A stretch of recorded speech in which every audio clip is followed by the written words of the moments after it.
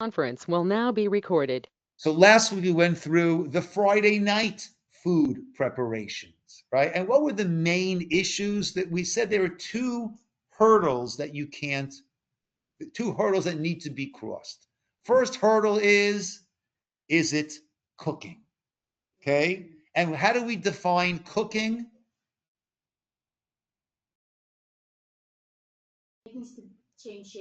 Using heat to bring a liquid to Yad Soledet Bo, we'll say about 105 degrees, or turning a solid until it is partially cooked.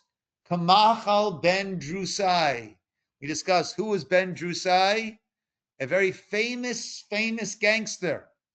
And I always wonder, why did he make it his way into the volumes of halacha? Right? It was all right. It's 1/3 cooked. Okay. Also, like expediting the cooking process. Correct. And any point after that, any furthering of the cooking process is going to be cooking on Shabbos. Okay. But what I can do is I can put up food before Shabbos, ideally to be cooked fully before Shabbos. That's the safest, easiest thing to do. So on a Friday, ideally the food is all cooked before Shabbos and it's just staying nice and warm. How do we keep it? What's the permitted way to keep it warm going into Shabbos? On a plata, on electric hot plate, or on a blech, right? A blech. I love that word. A blech, right? A blech is a metal sheet that covers the fire on your stovetop. Okay, and what does that accomplish? That makes it clear that this is not regular cooking. Okay, so it's already cooked. You put it onto a hot plate. You put it onto a blech. You can put it into your oven as long as when you want to open the oven, what's going to be happening? Well, the oven is off. Timer, whatever it is. Sorry? Oh, no. I was just repeating. Yeah. Oven is off or oven is on Shabbat mode. Okay. These are all acceptable ways of keeping your food warm on a Friday night. I mentioned sometimes if we're having if we're just having soup and having a cold main, if it's just Natalie and I. So sometimes, especially in the summer, we don't want to keep the hot plate going. It makes things hot. She'll cook up the soup, boil it up right before Shabbos, take it off the fire, wrap it in some towels, and stays good and hot throughout. Right, all these different ways. All that is fine and dandy. It's the blech. We use a hot or the plata, but is the blech the gas is on? The gas is on. You leave it on. You leave your burner on the whole time. Oh, yeah. Yes and no. Well, I'll tell you. I'm one Pesach. So when I was living in Israel, so we had a great idea. You know where this is going to go. We had a great idea. All right. The great idea was instead of trying to clean the grates, we went to in the back of Machane Yehuda where they have a lot of these metal workers, and they made us a tin cover with tripods on it. We gave them measurements. So basically that went on top of our stovetop, and we had these tripods to put pots on the fire. Great. And then we got a blech for Shabbos, right, to put on top of that. And we kept things going nice, beautiful. We had a Seder. We had a bunch of guys in the shiva that I was teaching at. We were planning on going to really late. At 12:30, none of us are feeling all that well. We said, you know what, maybe we'll call it a little earlier than we planned. Right? They went back to the yeshiva. Natalie and I go to sleep. And Baruch Hashem, at about 2-3 o'clock in the morning, Natalie woke up and opened up the kitchen window. Opened the window in the kitchen. By 7 o'clock in the morning, Natalie and I were so sick. We were so sick. We literally crawled out of our apartment, up the steps to our neighbor, and said, we're really sick. You got to take care of our kids, right? And we went up to their apartment, and they brought our kids up there. And slowly we started to feel better. And then we realized that we were poisoning ourselves, that there was this chemical reaction happening between the blech and whatever we had got, and it was giving off these noxious fumes. And thank God now they opened the window, and I'm here to tell you the story because it was really so. However, with a regular stovetop and blech, a regular blech, What if you're that's what Jews have done for centuries, right? And what if your pilot no, light goes yeah, out? one. Yeah, one. I'm sorry. What if your pilot light goes out, and if your pilot light goes out, then wouldn't it just be emitting gas? Well, two things. First of all, pilot lights don't just usually just go out, right? And modern stovetops don't have pilots, right? And they also have that if the fire goes out, then the gas stops. Yeah, but if a person feels uneasy about having the fire going the whole time, so you use a plata, use an electric hot plate, and that can be set to a timer. It doesn't need to be on the whole time. That can go on and off as you need it. Okay. So those are the way. Now, those are the ways that. Okay, and also we discussed last week by a solid once it's cooked. It's cooked. By a liquid, even though it's cooked, you have a full chicken soup. But once it gets cold, then heating it up is cooking, and that's problematic. So we said the two hurdles are number one, is it cooking on Shabbos? Now, if you put it up before Shabbos, that's okay. We're talking about on Shabbos. If it's cooking, full stop. If it's not cooking, what's the next hurdle? What's the next hurdle? Are they like continuous cooking or something like If it's already cooked, what's the next hurdle that we have? it's burning? If it looks like it's cooking. Does it look like it's cooking? Nechze kabishol. Does it look like it's cooking? Does it look like I'm doing an act of cooking? Why are we so worried about that? Right? We're supposed to judge other people favorably. So it looks like cooking. They're going to say, no, Senior's a good guy, right? I'm sure he's not cooking. Why are we so concerned? This is a question people often ask. Why are we so concerned about the Hebrew word is marit ayin, the appearance of the eye? When I was growing up in New York, so I had to cross a big street called Queens Boulevard, Forest Hills, to go from one eye to, it's like 12 lanes, right? But it was great. There was a subway right there. So people would go down the steps to the subway, walk across, and go up the steps on the subway. You don't have to worry about cars, no lights, nothing. You don't have to pay any token. You're not going into the subway, right? On Shabbos, we wouldn't do that. Why not? Marit ayin. It gives the appearance. The appearance that what? Oh, these Jewish kids with the yarmulkes are taking the subway on Shabbat, right? Well, people should judge other people favorably, right? That's a big mitzvah, right? Dan lekaf zuchut, to judge in a favorable manner. So why are we so worried about how it may look? So it's not so much that they're not going to judge us favorably. On the contrary, they're going to judge us very favorably. And they're going to see, oh, if Shrishi and Paz are going down towards the subway, it must be that it's allowed. It's not going to judge me, right? They're going to judge me very favorably and say it must be. I saw Rabbi Senior doing it. It must be something that's allowed to be done. Okay? So the second hurdle is, does it look like bishul or not? Okay. So Friday night, we sort of covered. Let's come now to Shabbos day. I want to warm up food, right? So what are my two concerns? A, is it cooking? B, does it look like cooking? Can I warm up my chicken soup Shabbos day? Absolutely not. Why not? It's going to cook. And that's the first hurdle I just failed, right? It's cooking. Once it's cold, it's cooking. There are times that we've left the soup on all night, right? As long as it stays hot enough, right? But taking it out, how about the chicken that I'm taking out of the fridge? How about the kugel? How about the rice? Okay, as long as there's no like liquid. Okay, good. So let's look at rice. Let's look at a kugel. There's no liquid there. So that's not a problem at all. But what's my second hurdle?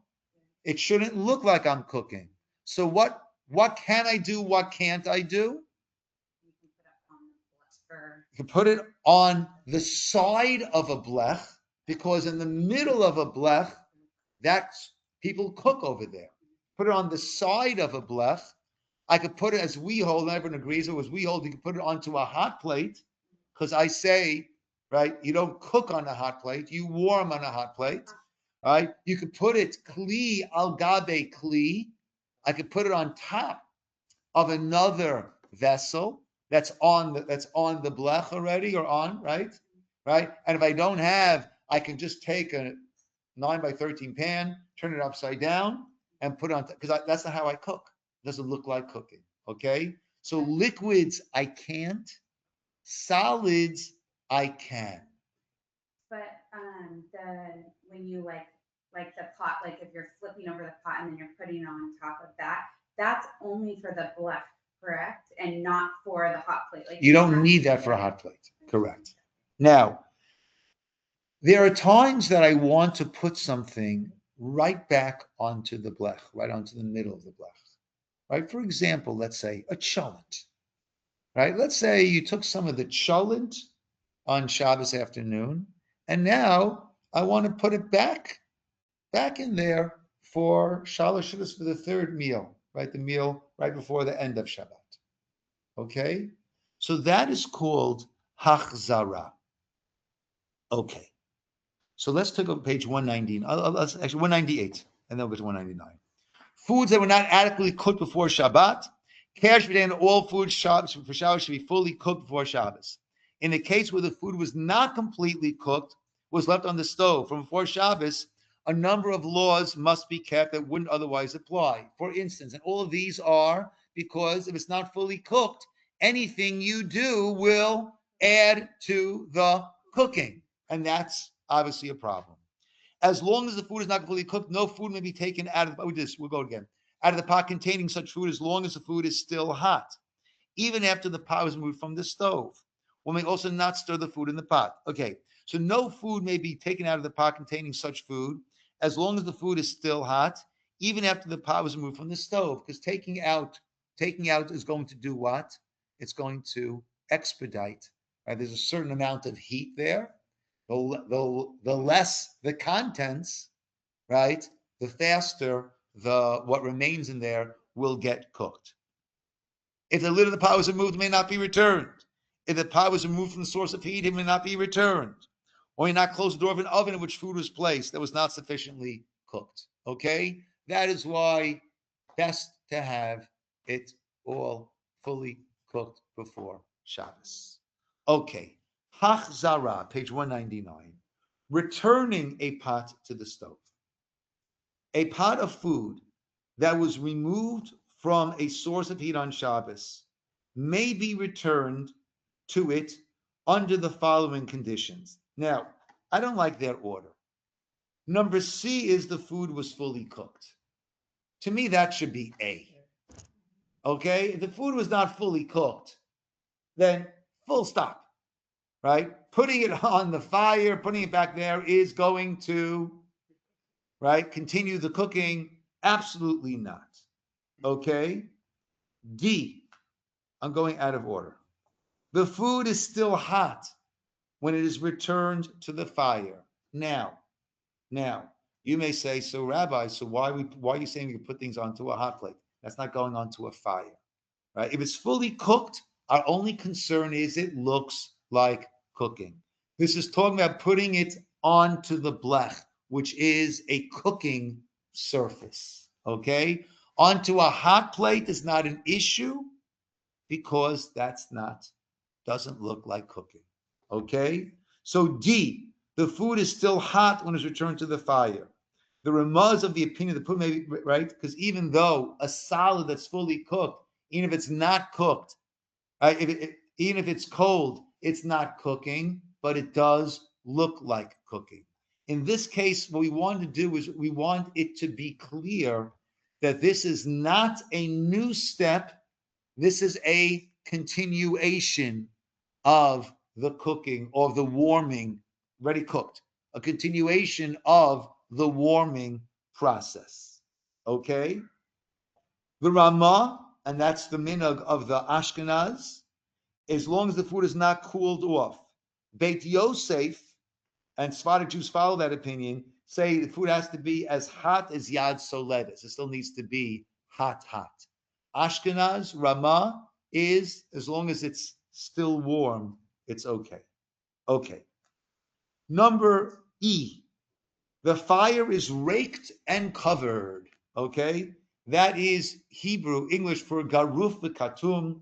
In the time of the Talmud, so what would they do? Before Shabbos, they would rake out the coals from an oven, and then you could put food in and out. Okay? Because once it's out, you're not afraid you're going to stoke, everything like that.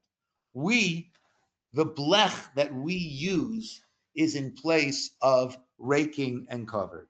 Okay? Some authorities maintain if a fire is covered with a sheet of tin, asbestos, it fills its condition and may return food that was removed from the fire. Okay? However, okay. That's normative Orthodox Judaism says, a blech, you are good. Okay? So again, we're talking about putting the food back onto the blech. Okay? The fire needs to be covered, otherwise it really looks like cooking, right? And the food is fully cooked, it's still hot, and then A and B. Okay? When one removed it, one had in mind to return it. And or the whole time the pot was with the fire, a person was holding it. Okay? Now, holding it does not necessarily mean holding it. Holding it could also mean it's on the table and I got a hand on it. Right? It doesn't need to be suspended in the air. As long as I got a hand on it, that will also be good enough. Okay? But again, for those who are using hot plates, okay, this is not a real issue. Okay? Now, coming back to what we said before about the chicken that you want to warm up. So you may, Melissa, you raised that there might be an issue with that. What's the issue?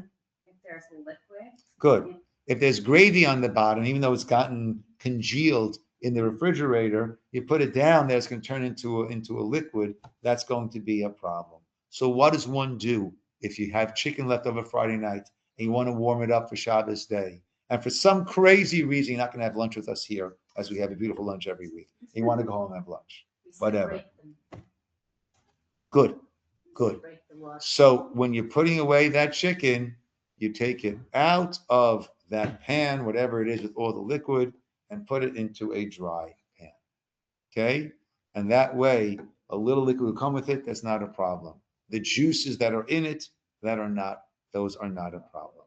And that way, you can warm that up the next day on a hot plate or kli al gabe kli, on top of another kli, you have a blech, or on the corner of the blech. You cannot put it directly on the blech, as we said, because here the conditions were that it's still warm. Okay? So putting it directly on the blech is going to be a problem. It's interesting. Years ago, a blech was the way everyone went. It seems so much more complicated. Yeah. It is. And It you use is. a blech? I don't think we have a blech. Yeah. What is Plata is so much easier. The blech is a tin that goes on top of the stovetop, a metal, right?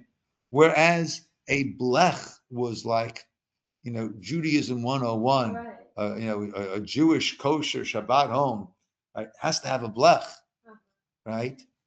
I don't know My why. grandparents always had a plot, like even 30 years ago. Yeah, Which is like the hot plate. Just the hot. That's yeah. amazing. Plata Yeah. is Israeli for a Yeah. plug-in hot plate. Yeah. Yeah. I still don't have one because I'm so scared Logan's gonna burn himself. He's 8. But like. You're afraid of a hot plate because of Yeah. that? Because he can be like impulsive, like he can be like, or like not think, and then, I don't know, maybe I'm being too, but we have kiddish lunch at Shul, so I don't really, but still, I don't know, I haven't done it yet. Yeah. So, Okay. A hot Okay, plate okay. is yeah. It just makes we use hot plate now. Yeah. Okay, let's continue page 200. Hachzara, returning a pot to stove continued. The pictures on this page illustrate the laws explained in the previous page. Let's see what we got over here. Okay, she's intending to put it back on the stove. Now you see the stove in the upper left-hand column? That's a stove, that's a fire, not a flower, and that is a blech on top. Do you see that? Right? Now, that blech is coming down and covering the controls also. Okay? That is not necessary. The blech could just go on the very top. That will be sufficient. Okay? Again, so that's the mother, right? Now, let's deal with the mother still. Still hot, fully cooked, and held all the time, right? Notice that she's holding it, but it's down. Right? Some authorities say it must, okay, we don't hold like that. Okay. And the girl on the side there, onto a covered fire. Once again, what is that, right? You see the blech on top. The blech is that sheet of metal, right? That's on top of the stove top. Okay. Hatmana is latmin, is like really to hide something, isn't it? Latmin. Not like a regular. Okay. Like. Hatmana is wrapping a container of food before Shabbat to retain its heat. It is prohibited on Erev Shabbat to wrap containers of hot food in a manner whereby the heat will be increased and to leave them that way for Shabbat. Okay. I'm sorry? What would Okay. Let me see. Okay. But I see a lot of people do cover this. Yes. Okay. So let's go. Let's see the second. The Shulchan Aruch explains that the pots, which will be placed over, may not be wrapped in blanket from all sides before Shabbos. Okay. So we're talking about if it's completely wrapped in something, and it's on something that will be adding to its heat. That is a problem on Shabbat. Okay? But why is it okay what I said that Natalie does sometimes with the soup before Shabbos? Whoa, it's completely wrapped. Completely wrapped, but it's not on a heat source. Oh, my Natalie, sorry, not you.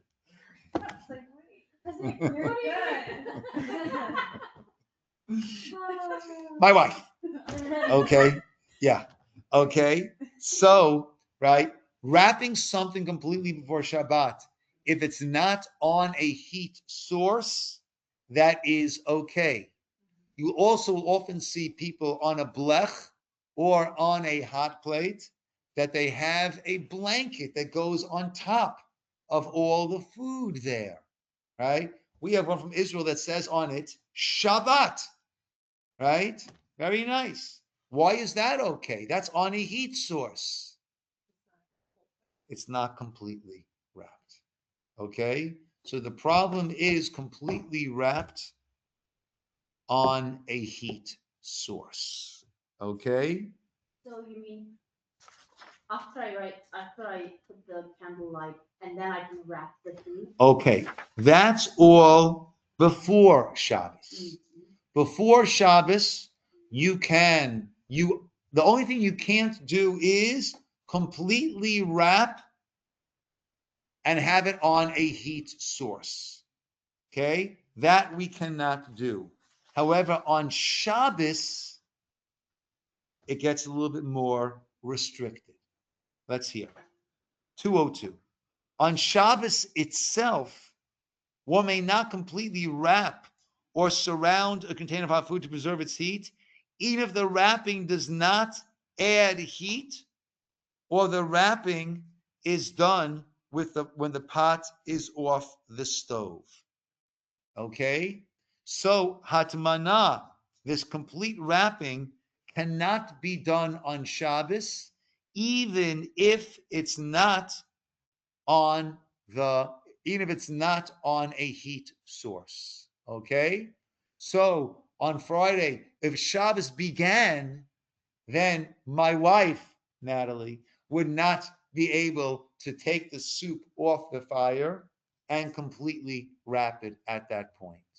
However, let's see. It's also prohibited on Shabbos to heat up the food in a jar or bottle of baby food by putting the jar into a container of hot water that completely covers it.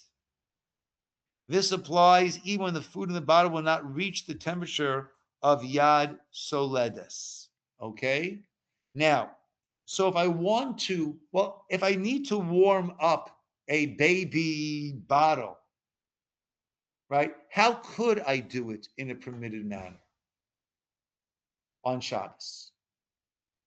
You can put hot water and then put the bottle on top of the hot water. Okay, good. As long as the bottle is not completely covered, right? In this little diagram, the problem is that the liquid in the bottle is under the water level. If you look carefully at the picture, they were careful to do it in such a way, right? So the liquid is completely submerged in the hot water, okay? That is hatmana.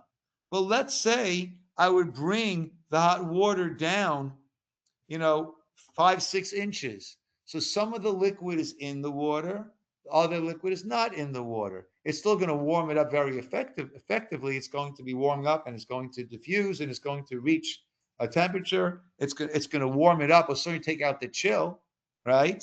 That would not be a problem of hatmana. Why? Because hatmana is defined by fully wrapped. But before Fully. Shabbos, I'm sorry? but before Shabbos, could you have just put like just a couple bottles on a plata and just have them?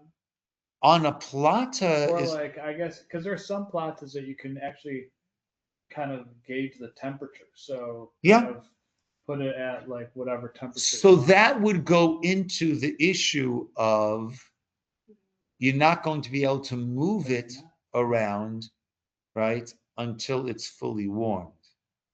Until it reaches that temperature. Correct. And then you Right? can just take Because that a bottle liquid, off, right, and then you can't Right. obviously put it back on. correct. But you just put like a bunch of bottles. I don't think that's worse. I don't know. Feels like it's a little How easier. did you preheat it? He's not an OBGYN. Yeah. He's only a foot surgeon, right? Yeah. Foot surgeon. Yeah. I have another question. Yes. Rabbi, about aluminum foil. So pre-Shabbos, I have Yeah. my whole meal ready and I have it on the plata and I've covered it with foil.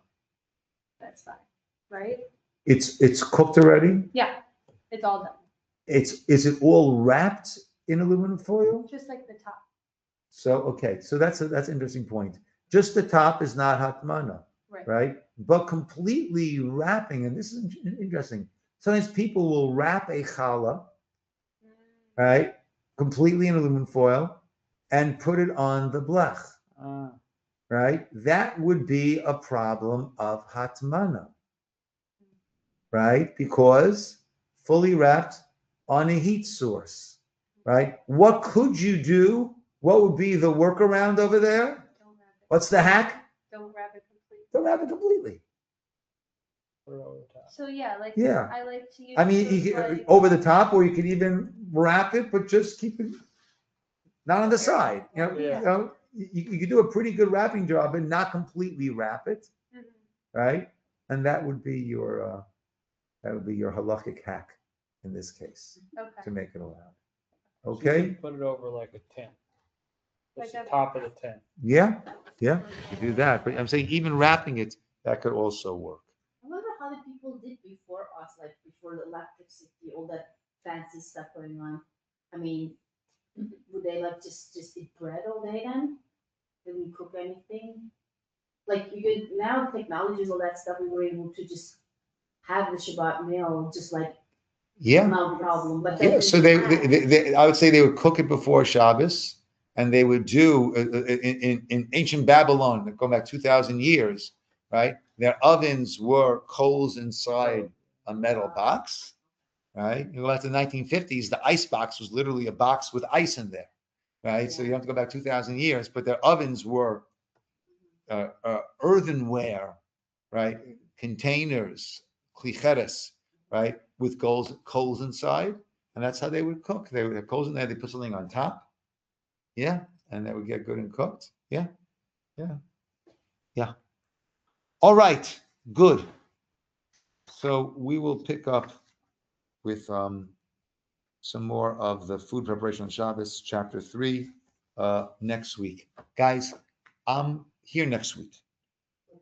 After that, my wife and I are going to be away for a while. Okay, so we're leaving the 16th, and we're coming of December, coming back January 7th. Where you guys going? Yeah. We'll go to Florida to see some of our kids and Natalie's parents, and then my late brother's twin grandsons having a bar mitzvah in Maryland. So we go to that. We'll see my daughter Devora and her husband. Get together with some of my brothers and their wives. So we're going to have yeah. Okay, yeah. So next week we're on. After that, you guys get a little vacation from me. Okay. All right. Question. Yes. So for Shabbos, some reason when I was reading very early books, Abraham also did Shabbos, but then I thought Shabbos was given to us Okay. after. Correct. There is a teaching that the patriarchs kept the Torah intuitively even before it was commanded. One of the questions on that is this past week's Parsha. Who did Jacob marry? Who did Jacob marry? I know that. Hold on. Jacob? His relation? Well, cousins, that's okay. But who did he marry? Rachel and Leah. What were Rachel and Leah? Sisters. And actually, Bilhah and Zilpah were also daughters of Lavan, but through a concubine. So he actually married, right, sisters, right? Yeah, but Rachel and Leah are the real issue. The others are concubine, different status. But those are sisters. So if we're saying the patriarchs kept the Torah, how could he marry sisters? So two basic approaches to that. Ramban, Nachmanides says, they only kept the Torah in the land of Israel, not out of the land of Israel. And that's why as Yaakov was returning to the land of Israel, what happened? Rachel died, passed away. Okay? The other explanations given by the Nefesh HaChaim is that, yes, they intuitively felt the need to keep the Torah because they saw the spiritual benefits of keeping the Torah. But they were able to also intuit that in this situation, it'll be better not to keep the laws of the Torah. In other words, Yaakov was able to see that in this situation, out from these two sisters would come the tribes of Israel. And therefore, it was left to a discretionary level. Once the Torah is given, there's no discretionary application. And our understanding, our belief is that nothing could be gained by going against it. But beforehand, then it had this this flexibility that existed. Okay? You're very welcome. Okay, guys, good seeing everybody. So we'll see you next week. And yeah.